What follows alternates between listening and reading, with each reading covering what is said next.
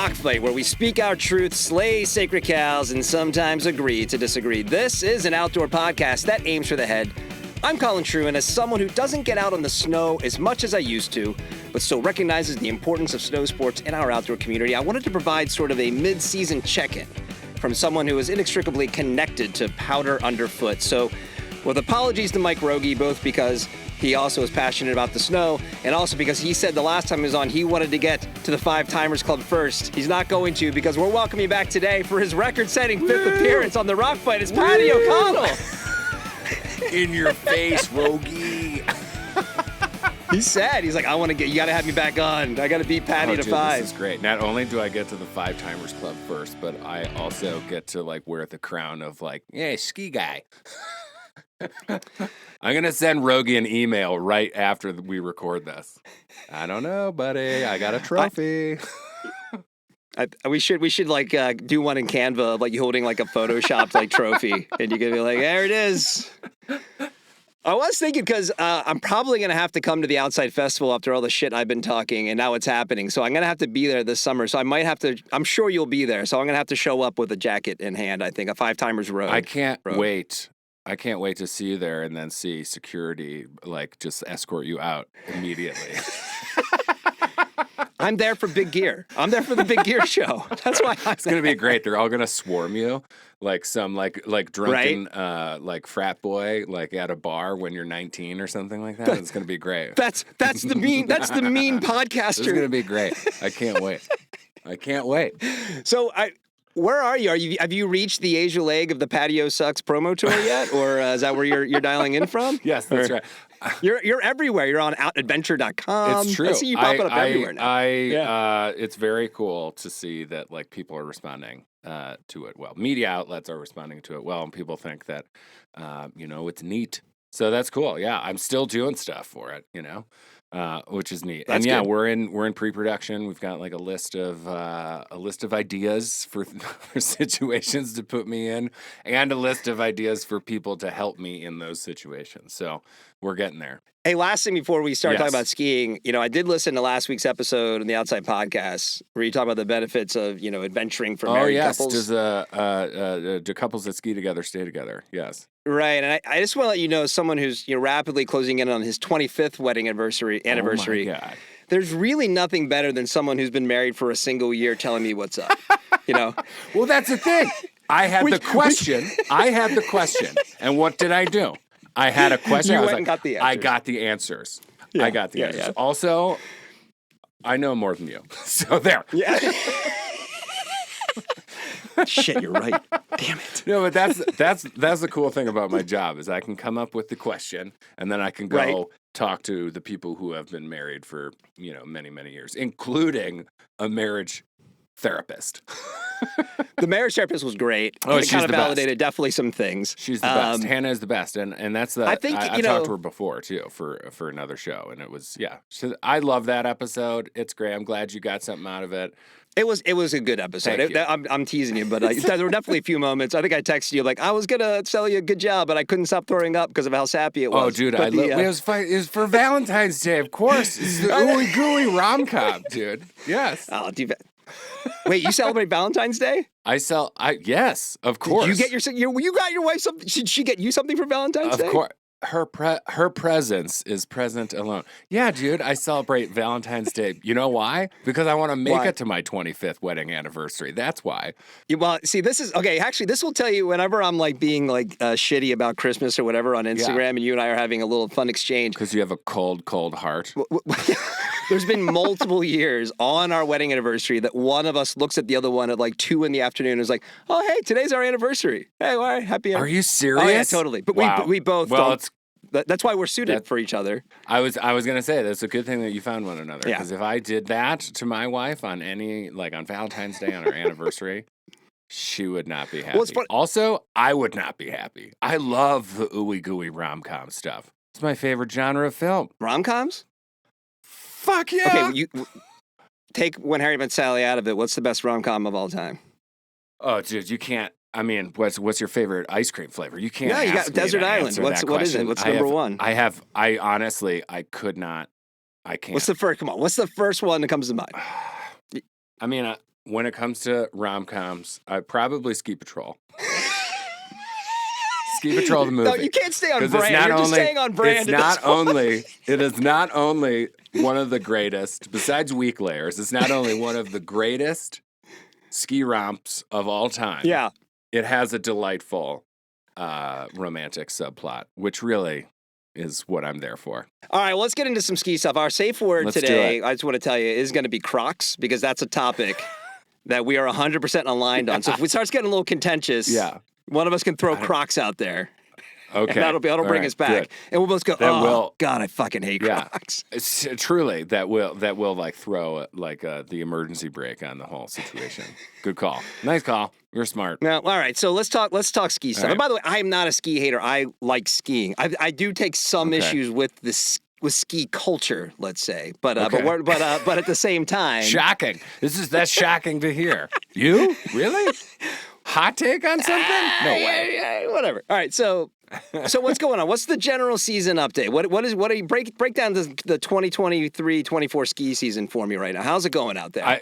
Am I proxy for all skiers you are out right there? now. We'll talk some gear, but if we're not expecting to be. We're not. There's no Ellsworth level like gear review going on here, right? Okay. It's just more like you as the face of the ski industry. What's happening in the snow sports world? I hope I don't screw it.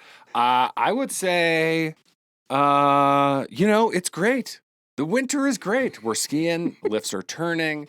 We're making wiggles and some poof. It's a little bit of a different season here. I haven't done like any real travel outside of skiing, my home mountain, Aspen Mountain, and just skiing around the valley. It's been kind of schizophrenic when it comes to weather. Yeah. Like everybody got super psyched about El Nino coming in and it's going to be super deep and it's great. And it's been like, oh, here's one day, in January where it'll be 10 degrees out. And then here's a week of, 60-degree weather. Like yesterday I went skiing with my dogs and I was putting the skis on top of the car. And it was 52 degrees at my house. Damn. The birds were chirping. I could smell dirt. Like there's not snow in my front yard. That is weird. I am shocked that the skiing has been as good as it has been with the warm temps. The skiing has been great. And, Aspen, I would say, is doing a lot better than a lot of other places, especially early season when there was all that terrible flooding out east or that rain in Canada. Yeah. We were still skiing, Right. So the skiing's great. It does seem it's been like kind of feast or famine almost everywhere. It's like if you kind of hear reports from back east or up in Northern California, we've had a bunch of storms, but then you see the precipitation map, like they're still actually way below average up in the Sierra. I think most people are. I think the Wasatch might be the only place where it's like around average or just over average, and it's like whatever. Here's the thing. I always think that like skiing is a great opportunity to be exactly where your boots are. And hey, man, we're making wiggles. Was last season better? I don't know. It was good. We skied. Is this season great? Yeah, because we're skiing. Yeah. It's great. We're skiing. It's awesome. Especially after moving out west, and I don't want to make this a west versus east thing, but I always got mad at people living in Utah or anywhere out west who ever complained about a single day of skiing west of the Mississippi River. I'm like, go fuck yourself. Totally. It's always good.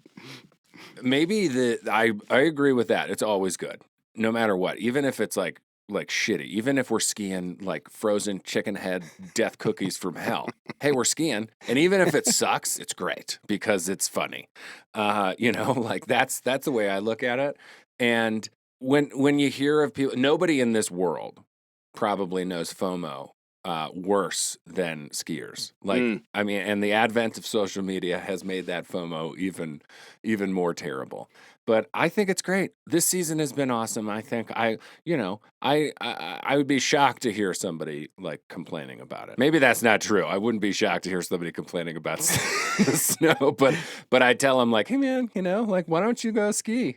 How deep go wiggle downhill? How deep do you go down the gear rabbit hole though? The out of collective guys are just pumping out the BOA content. Yeah. Obviously the blister guys are doing their thing. They had their summit last week. All that. Do you get into that? Do you even care? Or are you like, I got a pair of skis, I'm going to ride, I'm good for the next 10 years? No, I mean, I love, like, in all of the sports that I do, I love nerding out about, like, the gear, Mm, mhm. I don't cover it as much, like, for work as much as I used to, or if I do, I try to do it, like, a funny way or a weird Yeah, way, like, rather than a straight up, like, gear review. yeah. Uh, but yeah, like, I think gear is great, and skiers love talking Yeah, about gear. Are you but kidding? why do we I love still love talking about it. talking about and this isn't just ski, I mean, in general, Yeah, right? We're actually talking about yeah, doing a bit where we're gonna do, like, catalog, bedtime stories, and it's gonna, like, yeah, read with, like, like a Jack Handey Deep Thoughts style voice, like, the sincerity in some of these things are just, like and it's just yeah, shit that hasn't changed in 30 years for the most part, but we still yeah, it's, like, sure. still the number one is that just because the brands are such celebrities that we have to, like, talk about gear so much? It's just it still I blows my don't. mind how, like, gear focused we are. Well, I mean, the brand's job is to sell gear, and so Totally. they are trying to come up with neato stories or neato, they're inventing new words to talk about the same technology or something like that. Yeah. It's remember when the Soul 7, Rosignol Soul 7 came out and it had the honeycomb tip, and it was, I mean, talk about genius. Whoever created that was genius. Not because it was new, because it was not new. But It has been something that people had been doing in skis for so long. right. But what they did was they made the tip translucent, they put a light behind it, and everybody at gear shows and everybody at gear shops were like freaking out about it. And that ski changed the course of that brand. And it's not because they invented something Right. new, it's because they called it something new and they marketed it. And so it's like, that's, But that's because we're really rabid for these smart. gear updates that really how I different think are the they? thing, maybe, I mean, like when Rocker came out, that was outrageous. Parabolic skis, Totally, but right? that's like Rocker, reverse 94, right? camber, I mean, when did like that stuff. happen? But that's what I'm talking about. Like, yeah, we haven't seen something that's been like maybe like that outrageous Right. in a long time, or since like the early aughts when people were just like making floppy U's Yeah. on skis. And it Yeah, was I'm just not like, just I guess being a let's hater. Like turn 'em I totally formed sideways. these Yeah, opinions like when I was working at Polo yeah, Tech and I was sitting with all the brands and I saw it in the apparel right, space and everyone's like, sure. "Ah, man, we're gonna have this new innovative thing." I'm like, "No, you're not. It's gonna do the same thing as last season did. It's a new color. That's cool." I think that yes, we've made it. It's an earth tone this year. No way. I think the thing is that like, I mean, no matter what your like outdoor kink is, Right. right? Like Oh, the whole I'm right on. purpose. Yeah, trademark, footnote me on that. That's right. Whatever your outdoor kink is, like the whole purpose of the thing that you love to do outside is to get a smile on your face, right? Like for me, skis Yeah. are just a smile delivery system. And if there is something that someone invents or tells me is new or tell me is different in their ski that will help me get more smiles on my face, all I want to hear is about that thing. Right. You Right. know, Right. it's true. That makes sense. It just is. And like I've got a pair of Wagner skis, custom skis from Telluride, Colorado. And I, sat down and chatted with Pete Wagner about like not just like where I like to ski, but my philosophy of skiing. And he helped me design a ski. Like that's what This is like they do at Wagner. a shaper, like a surf shaper's approach to Yes. skiing, which And it's like yeah. one of the best Yeah, or custom conversations I've ever bikes like had in the my Indy entire Fabs life. and the Yeah, Linskys and all yeah. these guys, yeah. And it's just because you talk about like your favorite turn Yeah. and where you like to Right. make it, like terrain wise, And it's just like that's outrageous. I've got a new pair of skis that I just mounted up recently. Faction Dancers, remarkable ski. I was like, thinking like, okay, I have to, like any new piece of gear, right? You Mhm. kind of got to work it in like out of its factory stiffness to get it to the sweet spot, right? It might take like 2 weeks of something, whether it's like a shoe, a bike, a ski, whatever. Yeah. These things, the Faction Dancer, out of the plastic in the sweet spot. I don't know how they did it, but I was like, this is the most like fun out of plastic ride I've had on a pair of skis, maybe like ever, like those are brand new. The other thing I wanted to ask you about was like kind of the backcountry because like lately I've been kind of Mm-hmm. well, Yeah. how do you engage with the backcountry, right? Because the older I get more Yeah. frustrated with backcountry avalanche deaths. Like we lost, was it Casher Yeah. Rigby, like in the last Yeah. week or so here. Yeah. There's always a few every year, sometimes more. Like Yeah. I guess as sort of the, the mayor of Skiville here, like not to make a light on a serious topic, but like no, but seriously, like what do you get? What's the vibe in the community when news like that breaks? Because it just continues every year. I almost get more frustrated the way it just sort of it happens, and we're like, yeah, that's a bummer, and people are sad, but then it's just we just move right along. Like how do you engage with those kinds of stories? Well, I would say that, like, for me personally, like the like I'm not very conservative in my life anywhere. Yeah. I am in backcountry skiing. I love powder skiing. I love it so much. It's probably my favorite type of skiing.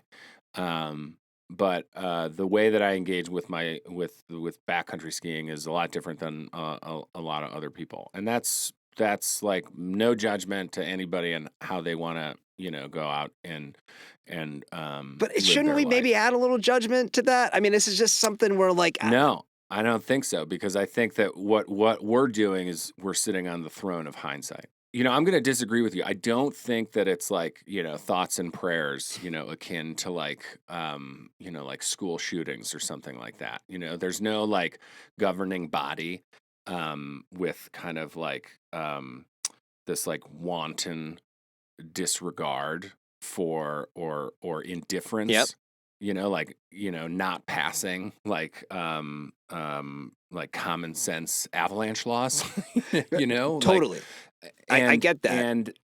And I believe, I believe that, like, people going out and doing these remarkable things in the mountains, like, no matter if it's skiing, if it's kayaking and biking or climbing, whatever, like, people are going to do that. And they should. And it's outrageous and amazing, and inspiring and aspirational and all the things that we love about it. I think when these deaths occur, I think that like the number one thing that the community feels is like outrageous heartbreak. Yeah. And I do think that there are things that happen to shift, kind of our mindset, like culturally, or even the technology around it. I mean, like since I like started skiing in my 20s, the advancements that have been made to snow science, to the gear around backcountry travel, whether it's like, uh, beacons, airbags, just like basic like rescue, top-down terrain management, the psychology of like group dynamic in backcountry travel, everything from like discussions to like expert halo. Like these things are like remarkable improvements have been made since, I started skiing in 2007 when I was 23. Like remarkable improvements have been made since then. And I think it's brutal and terrible. I've lost friends, in different types of accidents in the backcountry, whether it's from skiing or kayaking or biking or whatever. And it's awful. It's fucking gut wrenching. It's terrible, but possibly things like positive afterwards occur. I don't mean to say that like, oh, there's a positive side to like deaths in the backcountry. Absolutely not, but like my friend Peter Ingalls was killed in a brutal accident in 2015. Now, where he worked, where he lived, where he spent his time and loved in the San Juan Mountains in Colorado, there's the Peter Ingalls Memorial Avalanche Fund, which goes into avalanche education and avalanche educators and, gives scholarships out. It's like, that's really freaking great. Yeah. The Telluride Mountain Club has fostered that. I think these things are brutal. I don't have any answers for you. I am not smart enough to come up with that. Yeah, and I'm not looking to sit here and be like, we've got the brutal, answer or suggest that even I do. I just like the thing I've observed, and I wrote in our outline, you mentioned about like the mass shooting thing, and it wasn't to say that like there's something happening here that should be happening, like the gun issue in the United States, which is just the dumbest thing in the world right now that isn't being addressed that could be, right? But there is, to me, I see the pattern of headline, something terrible has happened in the mountains, and then a lot of people I'm connected with in the outdoor community, like, so sad, gonna miss them, this is terrible, whatever. And I look at the risk and maybe the numbers probably work against me here. I'm sure that given the amount of people who are now going in the backcountry and the actual avalanche deaths that occur those are probably good metrics there, right? In terms of versus the way they were 10, 20 years ago. I'm like, oh my God, it's like, what sport does it feel like, or what activity in our community does it just feel like you're playing with fire a little bit almost every single time you do it? And then when it happens, it is that feeling all over again. And there's a little bit of a helplessness that kind of led to my prompt, right? It's just sort of like, oh my God, like this happened. And I mean, Hausman and I were talking about how, if you Google it, I started looking around before you and I spoke about what is considered the most deadly or dangerous outdoor sports. And you'll see big wave surfing. And you see a lot of activities where really no one dies all that frequently anyway. But every year I know they're it's wintertime. I know these stories are going to happen. And that's just why I thought it'd be an interesting thing to kind of talk about. Not to say that because I ultimately, I agree with you. I don't think that anybody should stop doing these things. I think it's I've been back there. I've done it as well. And it's enthralling and wonderful. And I understand. But man, it is that heartbreak is real, Yeah, and I think maybe if there is a cultural shift at all, maybe it just happens on an individual level about how people are traveling or choosing when and where to travel. I'm not really sure. Back when I was ski patrolling in Telluride, one of the the silverbacks there had this saying. He told me my rookie season. And he was basically just saying, you always got to watch your shit. Don't take anything for granted. It was he would say, the snow doesn't care if you're an expert or a novice. Right. And there's a ski patrol line from one of the shacks called the Stupid Traverse, because he went out there and at the time a couple other rookies that he had taken out there a handful of years all almost died. Because he, the expert, took them out and undercut this big, hanging slab, and it almost killed all of them. Right. And I think that to me is kind of has always stuck out as as a big lesson. And it's you know what? I don't know, man. I continue to backcountry ski. I have lost a lot of friends. I continue to do things try kayaking or go mountain biking or do any of these things that we love to do. No, the element of risk is one reason why we continue to do them, right? I mean, it's not. I'm not trying to be holier than thou here, right? This one seems a little different than some of those. I think it's just worth kind of digging into, Yeah, I mean, I wish I had some kind of sweet, cool one-liner to have here. Yeah. I guess my thing is that I have lost too many friends. Yeah. And I continue to honor them as best I can every day in however I'm living that day. Yeah. And I love them. And sometimes I feel like they're out there, for me personally, they're out there with me. That's the way I like to think about it. I think that, as I've gotten older, my risk versus reward, teeter-totter has changed than when it, it looked when I was 23 and an absolute goddamn moron. So I don't know, man. This is one of those things that I don't think it's there's no clear totally answer or good soundbite. No, and I'm not looking for that. And and I'm not trying to even put you on the spot. I just think I really, this has been on my mind, and I'm all right, let's address it kind of in the winter episode. I think, to your exact point, I'm what 10, 12 years older than you. So I definitely take how you've changed your approach since your early 20s to your late 30s. Sure. Now fast forward 10 years, and it's just you might be I don't know if I'm going to go that backcountry ski trip, right? And so I'm definitely thinking of things differently. But I also think about the approach of it, and back to your episode that you did on Outside last week about skiing with your wife and everything, and the gentleman you spoke to was a Dav, and a ski family, Chris basically. Davenport, and I don't. Their devotion to a single activity is something I just personally can't relate to. And I think that's kind of maybe where some of this is coming from too. Is it's kind of like, yeah, nothing to me is that important, you know, and so that is just a, you know, a philosophical difference of like how we're each leading our lives, right? So I don't know. And but this is just to kind of put maybe a positive spin on it.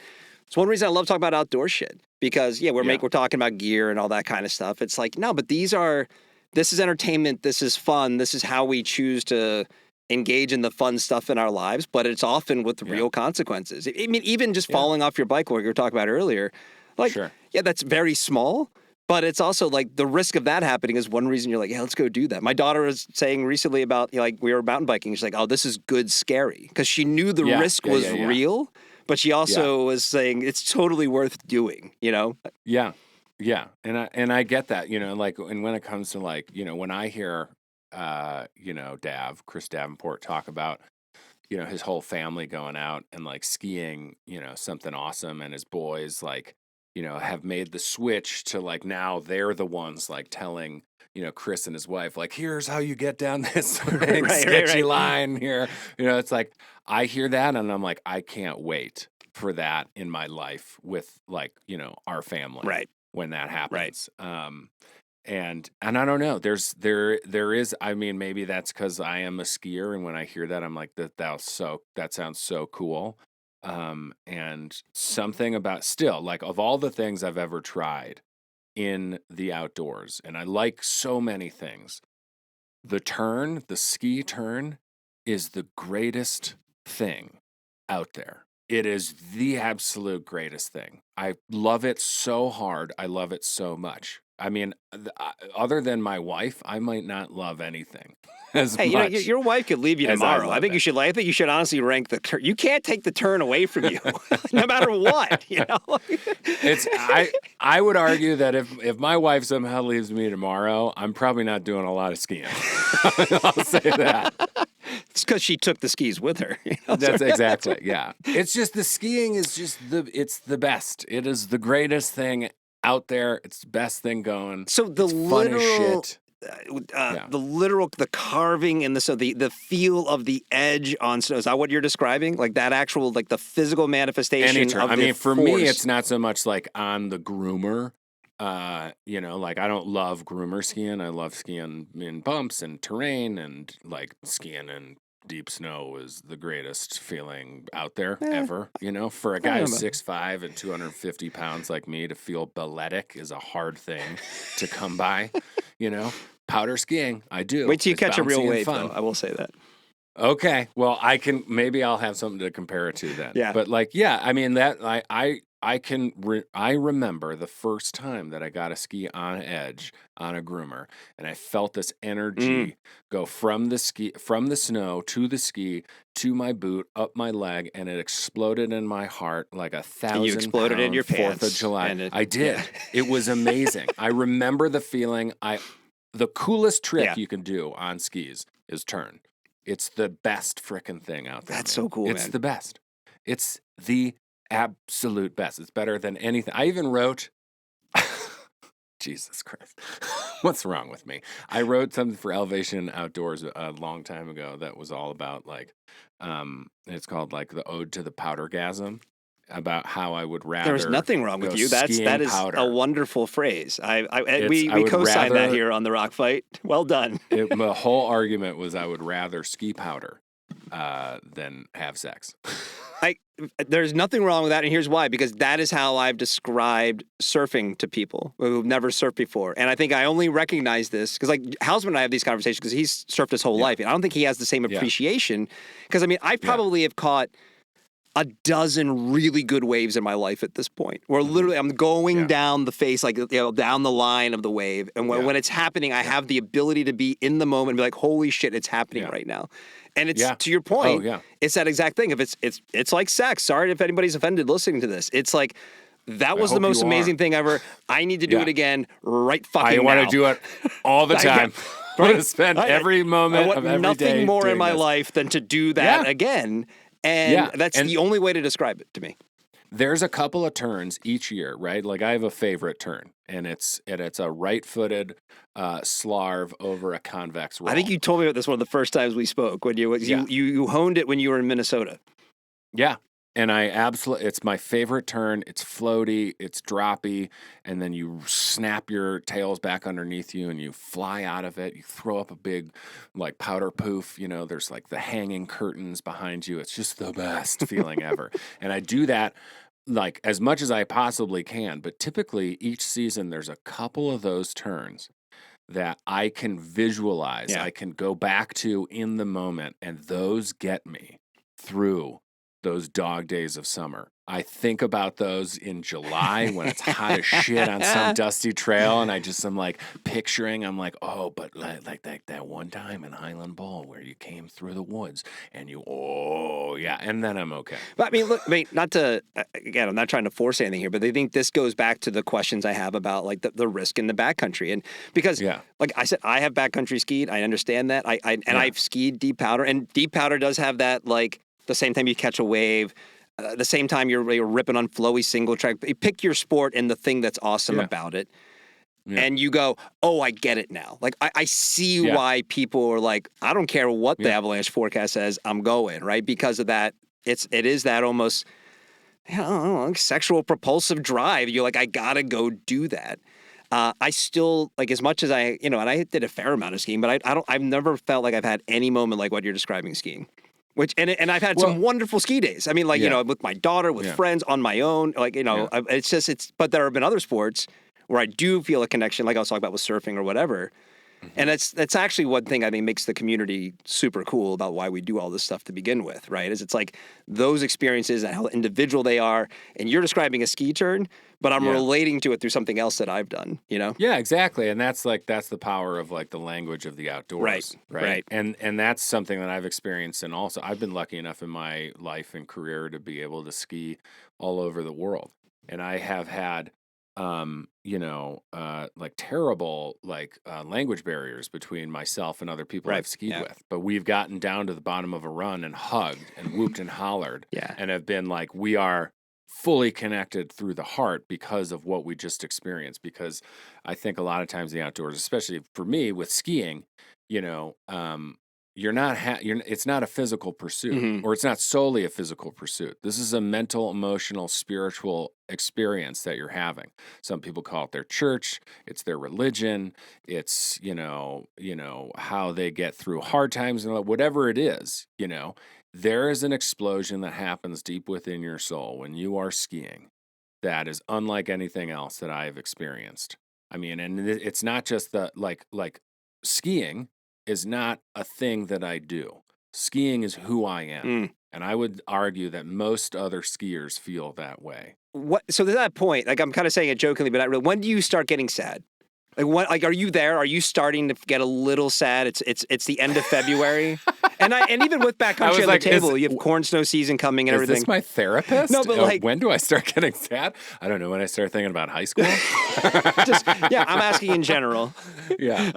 No, when do you start getting sad about the end of ski season? Are you there right now? Are you starting to like go, fuck, it's coming? Like I said, like with skiers being the I think the mayors of FOMOville. Yeah, right. I think I probably start getting sad that ski season is over on opening day of ski season. It's like Christmas Eve's better than Christmas Day kind of thing. I'm always like, this is the greatest, and like, oh, how much longer do we have? Oh my God, that's one day down. You only have so many days to go.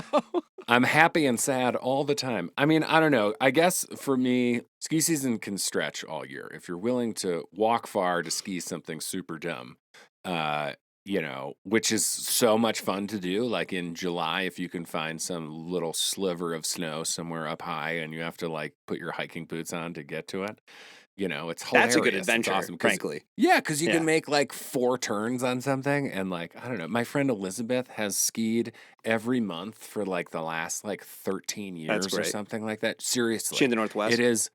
It is. She travels all over the place. Okay. She's in Colorado, but she drives all over the place. It's amazing. She's great. She also has like more of a love affair with donuts than I do. It's awesome.